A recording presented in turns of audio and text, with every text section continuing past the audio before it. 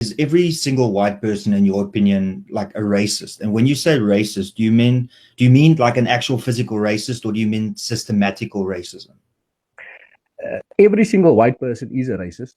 In your opinion, a child that's now 10 years old and is white, that had nothing to do with the previous dispossession of what happened in this country, and um, in essence have, let's say, multiple friends from various different racial groups, he's a racist because he's white.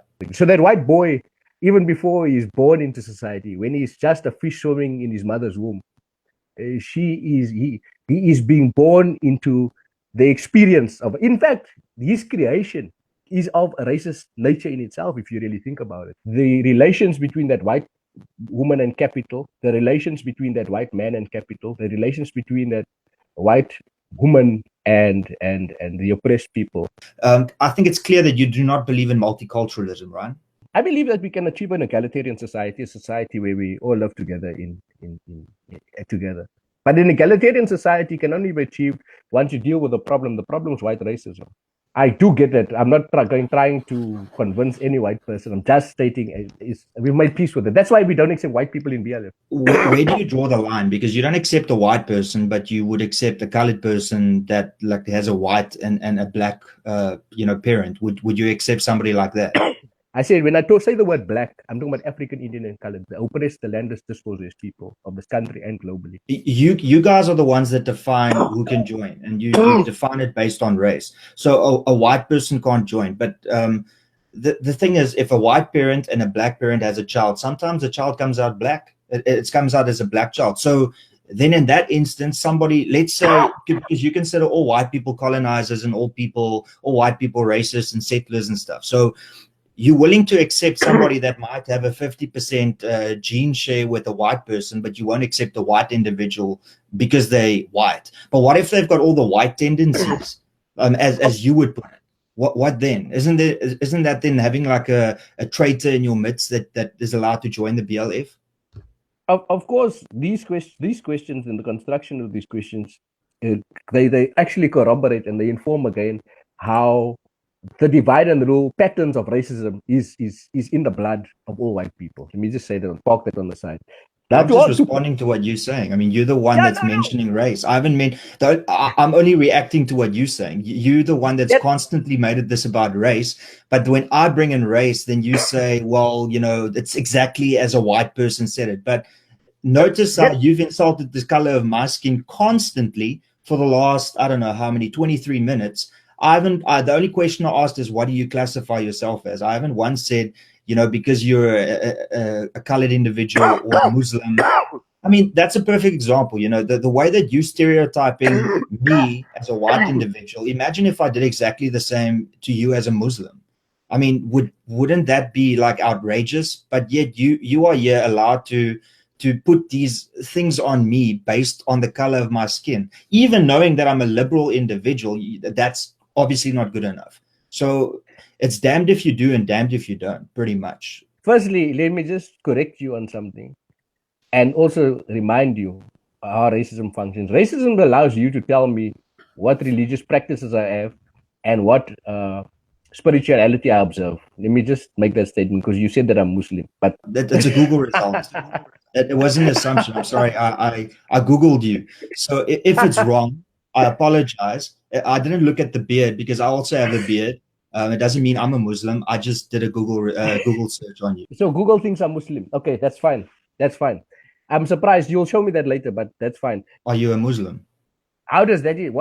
What is the basis? No, you said you were moving around as a colored person, as a Muslim. I'm not sure if you're referring to what I said or if you're speaking on what you are. No, I'm saying, as you said, the construction of me as a person. This is what white racists do.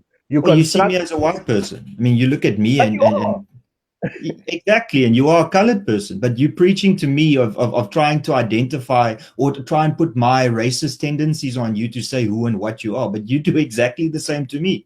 But I think you take it a step further and you look past the privilege and you go, I don't care about your upbringing. I don't care about anything. The fact is you are genetically a white person and therefore you must be racist. No. That's incorrect. I don't think that because you're a white person, you must be. You are white. When I say white, ne, you can change white. You can interchange white with racist. Don't. Jeez. That, Yes. how can you back that up? I mean, that's a really radical statement to make. Yeah, it's the truth. No, white racist. White, ne? Change it now. Racist. Settler colonizer. Racist.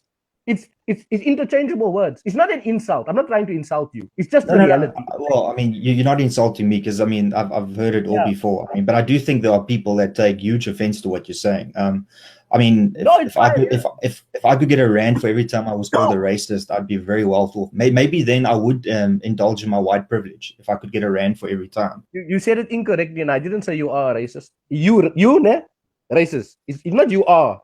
That would mean that you can change it. You know, you can be Okay, racist so I today. can't change it. Yeah. So I'm a racist. Do you at all, in any way, shape, or form, blame the failure by the ANC government for black, colored, and Indian people still being in the position that they currently are? Just for the benefit of terms, and so that when we speak, we understanding each other. Ne? I would appreciate if you rather say, if you want to talk about the if you don't want to mention colored people as black, it's fine for you. But then Okay, say I'll just African mention Indian black. colored. Yeah, so that we're on the same page and we know we're moving in the same direction. At Cool. least at the For the sake of progressing this argument, I'll do that. Yeah. Even though I think that there's a big difference between them two. Then say African Indian and colored. But I'm an African. Me, I'm a European. I'm a European from today onwards. If you can be an African, it's fine. Maybe you've got some European blood in you. You don't know. Maybe you do. Yeah. I don't know if you believe it, but scientifically, we all come from Africa. We all come from the same, like, African, even, I mean, there's an area just outside Joburg called the cradle of humankind, right? So I'm assuming that you don't believe in that because, because I think it might disagree with what your point is with regards to being African. I mean, do you firstly acknowledge the fact that we all came from Africa, or do you not? I think my view is that we do all come from Africa, but I don't understand how you can say that I am not an African just because maybe my ancestors decided to take a long extended holiday and eventually come back home.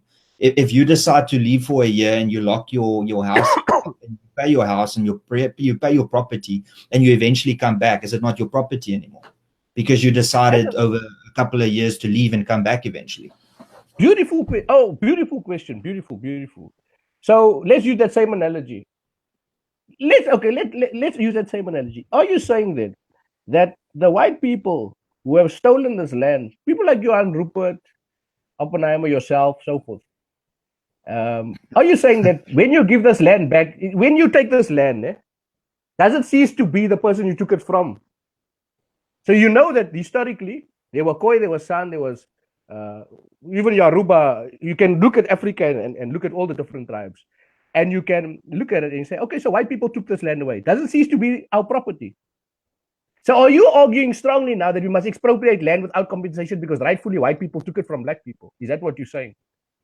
Well, but how do you prove that the land firstly belonged? Because I mean, there was trading that took place, and the thing is, you blaming a white individual. But here's an example. I mean, what is the biggest slaughtering of people in South Africa? Shaka Zulu killed tens of thousands, hundreds of thousands of Xhosas, and he killed his own people. He stole the Xhosa's land. And eventually he stole a lot of land from the Khoi and San, but you're not talking about that. Why are you not talking about that though? But I understand what you, and I mean, this is exactly comes back to the point I was driving earlier, and it's sad that we must do this every time. But whenever we deal with the fact that there's an injustice that was committed by white people, right, and we are trying to deal with the lived reality that, based on this injustice, the fact that white people came here and stole the land and still have the land today and the economy, you now, in typical true racist form, 100%, you now want us to deal or talk about what happens in intertribal conflict, intercultural conflict between black people. This is what white people do. We say, okay, white people, please return the land. No, but the land wasn't the Zulu people's, it was the Khoi's people.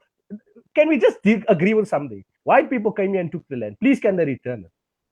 Now, how we'll return it, who it's going to go to, how are we going to share it, we will decide for ourselves. Ne? you claim that all the land was stolen, but there's actual evidence of a lot of trading taking place back in the day, and a majority of those land claims apparently, was traded legally.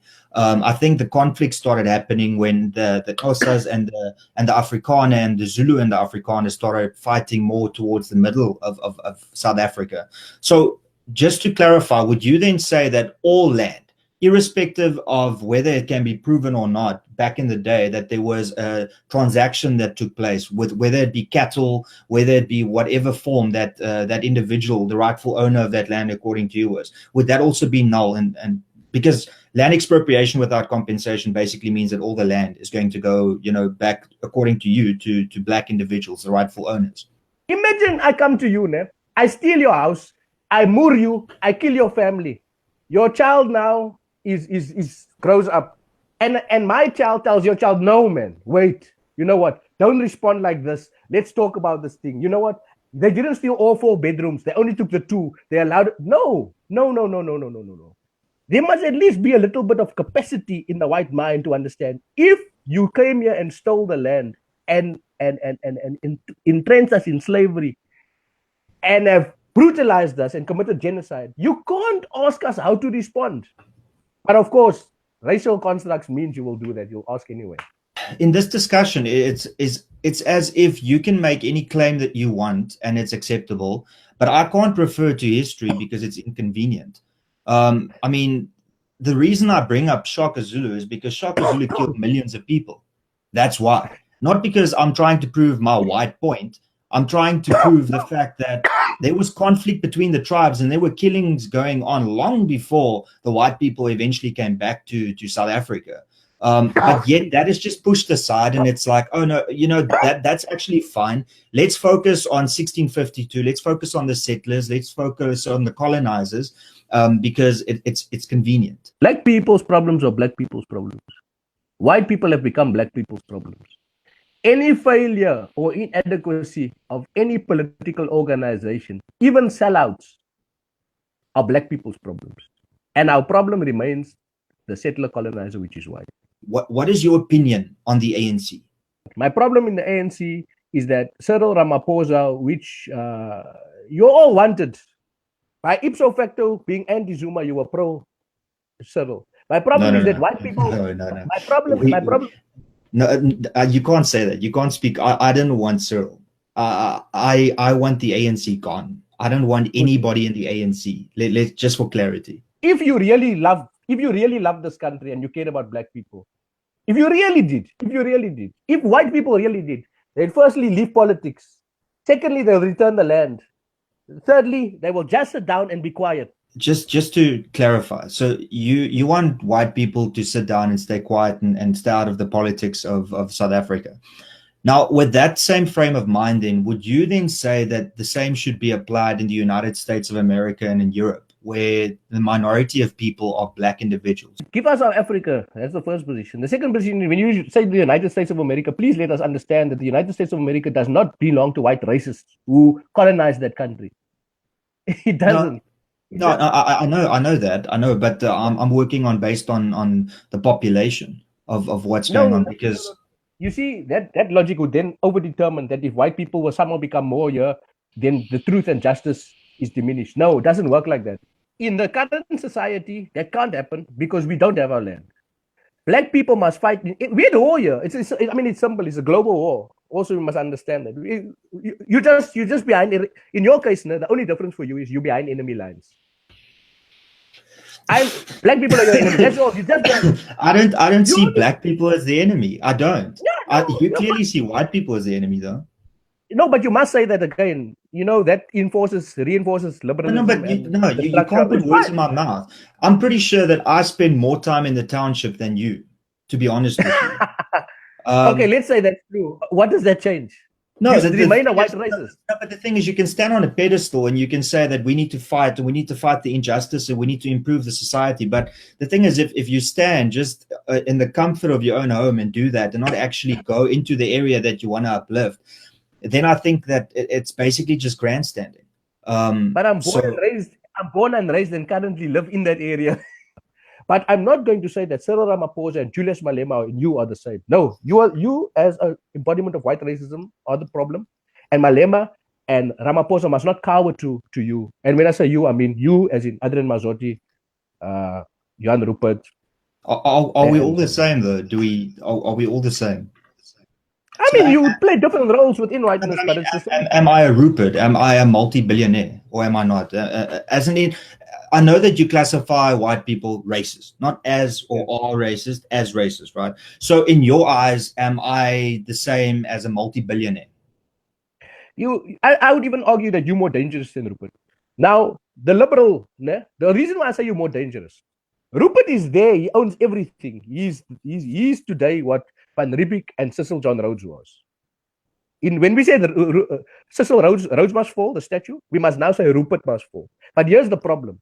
You convince black people, the very middle class that you talk about, you convince black people that no, I'm a good white person, I have your interests at heart, I do these things in the township, I have all these abilities, I have degrees, I don't want to earn too much money, I just want to help this country. And people look at you, white black people look at you, no man, but this person is a genuine person. He's interested. Look at him. He's got Bob Marley and Biggie on the wall. He's one of us, man. But the reality is this. You make black people just become calm and like, no, man, not all white people are bad. But I mean, you mentioned like constantly how the EFF is funded. But I mean, there's no surprise that you're pretty much funded by the Guptas and by Zuma's Zuma's supporters. What do you say about that? I mean, you guys are talking about not having enough money, but surely the Guptas can give you a couple of million to raise your profile. They must give us. Let me first start there. I'll be very angry if the Guptas don't give us money. I'll be very angry if these people who you vilify, all of them, if they don't give us money. It's not a reality that we get money. It's not a reality that we have money from. In fact, I don't like to personalize, but the reality is that I haven't eaten yet. You know that tonight. I don't have food. That's my reality. You don't know anything about that. So when you people go on about the Guptas, I'm not angry about it because I love the Guptas. I'm a staunch Gupta fan, and I want Guptas to join us and continue to fight for the liberation of this country. Why do you defend Zuma so much? And I know that you think that that was as a white assassination attempt on Zuma and his credibility. But at the end of the day, the people that voted Zuma out was like the ANC, which, as we know, is mostly a black organization. Well, this is very simple. The first question is, why do we defend Zuma? You can ask, why do we defend Malema? Why do we defend, what's the name, Lindiwe Mazibuko? Why do we defend Patricia de Lille? President Jacob Zuma is the exemplification of radical economic transformation, which is the exact... No, President, it was. I didn't make a mistake. And a radical economic transformation is a program of uniting black people to destroy white monopoly capital. Is there any black individuals that you would not support that commits a crime? If a black individual is found guilty by a court of law, would you still support that individual irrespective of what the sentence was or what they did? Is there any black person that we won't defend? There is no black person in this country that we won't defend when they come into a fight with white people. In fact, we make the statement. If you're walking down the road and you see a white person murdering a black person, your duty is to murder that white person and ask questions later. If a black person rapes a white person, and would you go and defend them at court? You know Ananias Mate, you know that person, the Mozambican brother who was robbing all over the suburbs, white people's homes, and was raping white women. That's a reality. He died, I think, last year or the year before in January. 2 years, I think now. That's a reality. Me, I stand with Ananias Mate. White people... So you literally stand with the rapist? No. I didn't say that. Please don't misquote me. He was a rapist. You acknowledged he was. I stand with Ananias Mate against white land thieves who are raped and pillaged our society. I stand with Ananias Mate against white rapists who pillaged and continue to steal from our country. I stand with every black person against white people unequivocally. I oppose rape completely, but I stand with every black person against white people. But you can't do that though. You can't stand against rape, but then support somebody that rapes a woman just because the skin color of that woman doesn't correspond to what your beliefs are. So let's say for argument's sake that every single white person leaves South Africa and you're left with blackness, right? Would you then start seeking another enemy within black culture? So, for instance, along tribal lines, because the reason I ask is because at the moment, the enemy, according to you, is whiteness, right? Then by you saying that, I mean, and from what you've said now, with you will defend blackness against any form of white, whatever you the way you see it. Will you then still then defend a black criminal, or would that then change eventually to, okay, now that all white people are gone out of this country, would you then go according to what is right and wrong morally? Firstly, white people have no duty or ability to speak about morals.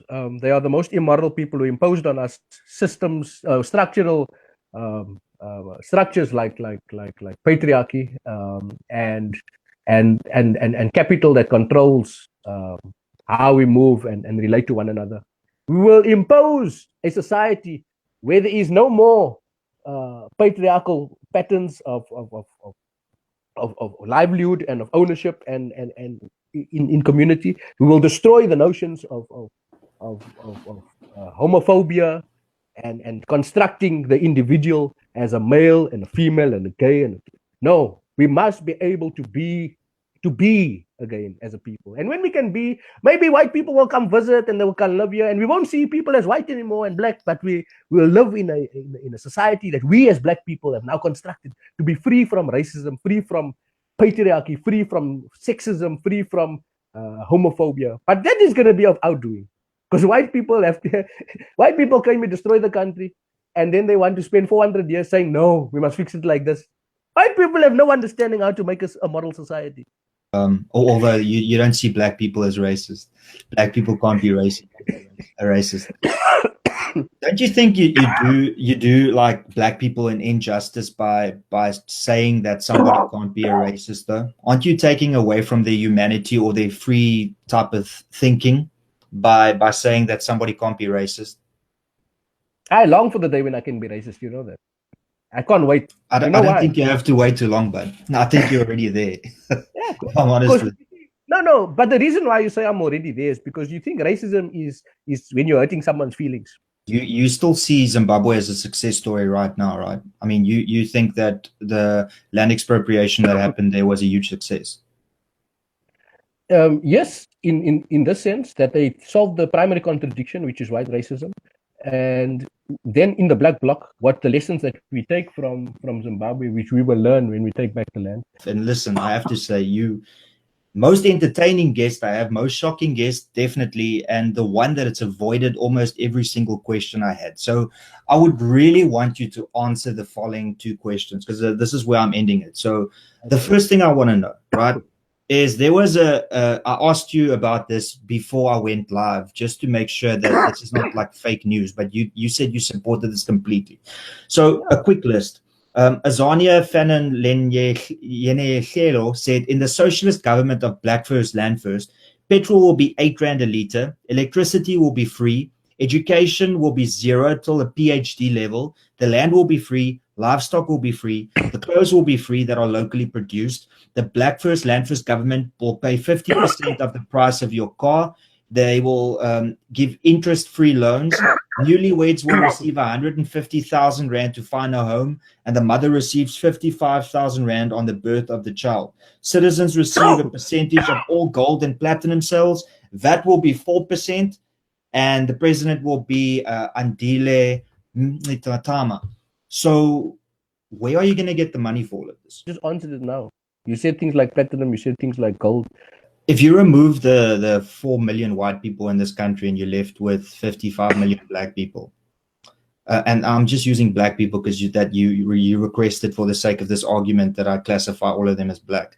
I can honestly tell you that this socialism and socialist state will go bankrupt pretty soon, because gold and platinum and the diamonds that we have won't make up for all of what you're promising as the socialist government.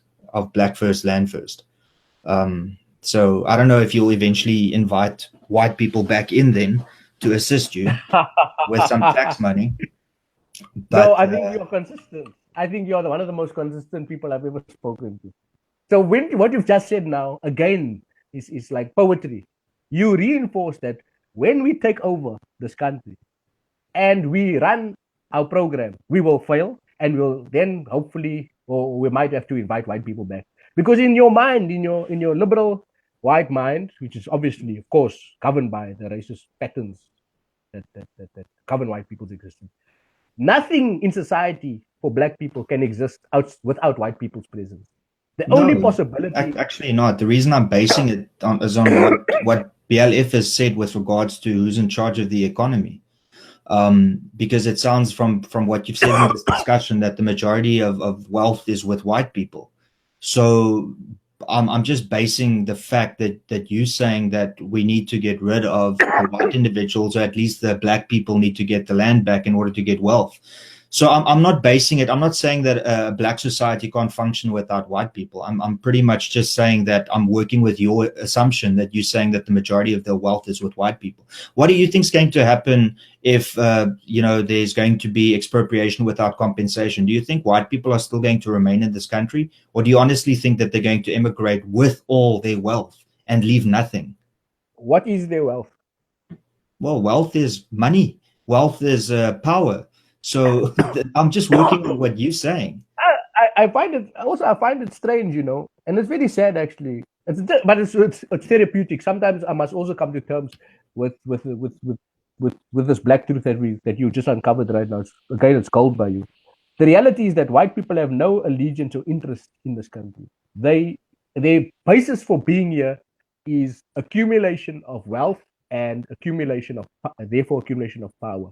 Okay, I think this is like the part of the conversation where I have to honestly put my foot down and say, like, everything that you've said over the last hour and a half was literally that white people aren't welcome in this country, white people aren't part of this country, white people should not form part. I mean, you said that white people should shut up and sit in the corner and let black people deal with the issues.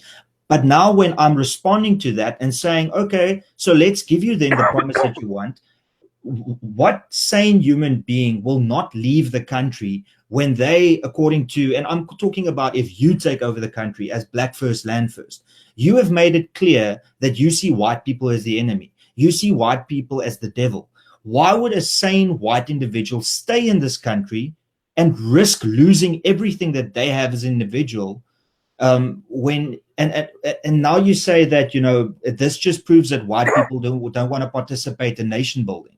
How the hell can a white individual assist in building a nation when you see him as an oppressor, when you see him as the racist, when you see him as a devil, when you see him as the ultimate evil form? How is that possible that somebody can maintain and stay here? Well, it's quite simple. You see, the first thing that you must do is give back the wealth of this country to the black majority. Allow us to govern this. Person is going to do that. Would you do that? Of course. Of course you wouldn't. And that's the point I'm again reinforcing. And the point of justice. You said as if it's a white individual that wouldn't do that. I'm pretty sure that any sane human being wouldn't do that, irrespective of what color they are. Would Cyril Ramaphosa give back his billions? No, he wouldn't. I think the point is very simple. There's no interest in justice. White people have no interest in returning what they have stolen. We've long made peace with that.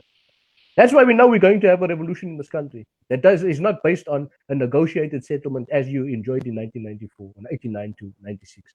The point is, white people have no interest in it. Let me ask, will it be peaceful or not? If you return the land that was stolen and allow black people to run, then it's peaceful. But the reality is this: white people have no fabric. There's nothing in their bone, in the DNA that sees us as human beings. Therefore, we will have no choice but to respond to white people in the same way as they came here. When you came here, you raped, pillaged, and genocided our people. Therefore, logic would state, as Fanon says, when we respond, we will respond in a way that sees the land returned to us, the people of this country. Lindsay, it was an absolute displeasure having you on the show. I'm not here to change your mind. I'll give you a closing argument. I think it's sad to have individuals that feel the way that you do and believe the things that you do in this country. Um, just for the simple fact that you assess people based on a grouping rather than individual. Um, I can understand where the hate stems from. I can even understand, with the history of this country, why there's so much distrust in a lot of people that support what you support and believe what you believe. But I hope to God, whether he is black or white, and I pray to God, whether he is white, black, whatever, that you guys never ever get into power in South Africa, because I believe that will be the end of South Africa.